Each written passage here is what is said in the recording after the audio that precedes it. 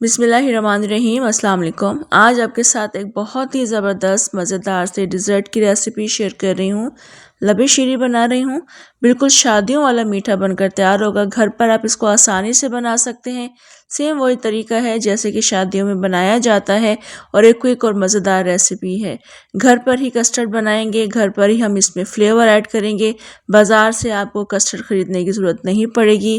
क्या क्या चीज़ें हमने इसमें शामिल करनी है, एक मुकम्मल वीडियो आपने देखनी है। वीडियो अच्छी लगी आपने लाइक भी ज़रूर करना है। तो चलें मज़ेदार सा लबे शीरी बनाते हैं बिल्कुल शादियों वाले अंदाज में। मैं ये मीठा 1 लीटर दूध से बना रही हूँ। क्वांटिटी आप बढ़ा सकते हैं, उसी हिसाब से आप बाकी चीज़ें भी इसमें शामिल करेंगे। दूध इस वक्त गर्म हो चुका है और अब हमने इसमें चीनी शामिल करनी है। चीनी आप अपने टेस्ट के अकॉर्डिंग ऐड करेंगे। मैं इसमें 6 टेबल स्पून चीनी शामिल कर रही हूँ जो कि बिल्कुल परफेक्ट मीठा रहा था। 6 टेबल स्पून चीनी शामिल कर दी है। साथ साथ हम इसमें फ्लेवर ऐड कर देंगे।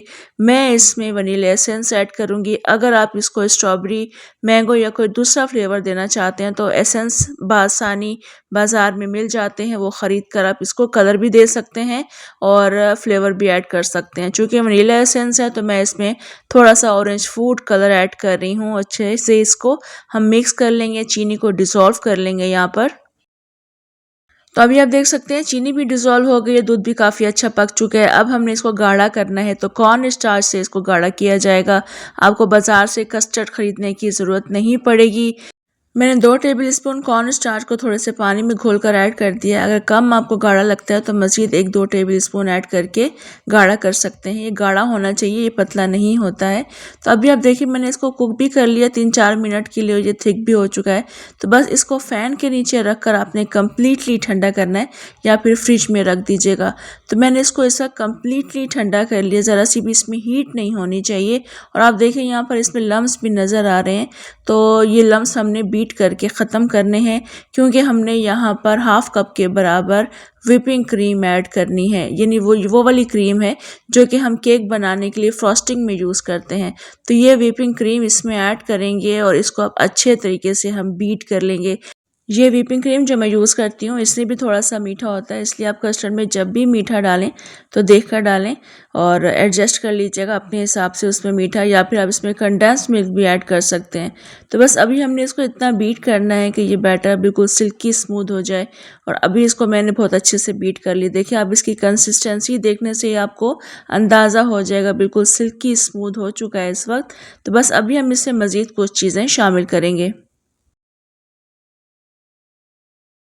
यहाँ मैं इसमें कलर सेवइयाँ ऐड कर रही हूँ, 1 कप के बराबर हैं और ये मैंने अलग से बॉईल कर ली थी क्योंकि मैंने इसमें व्हिपिंग क्रीम ऐड करके इसको बीट करना था कस्टर्ड को, इसलिए मैंने इसको अलग से बॉईल कर लिया था। अगर आप इसमें व्हिपिंग क्रीम ऐड नहीं करेंगे, नॉर्मल पैकेट वाली क्रीम ऐड करेंगे अलग से, तो फिर आप इसको दूध के साथ भी बॉईल कर सकते हैं।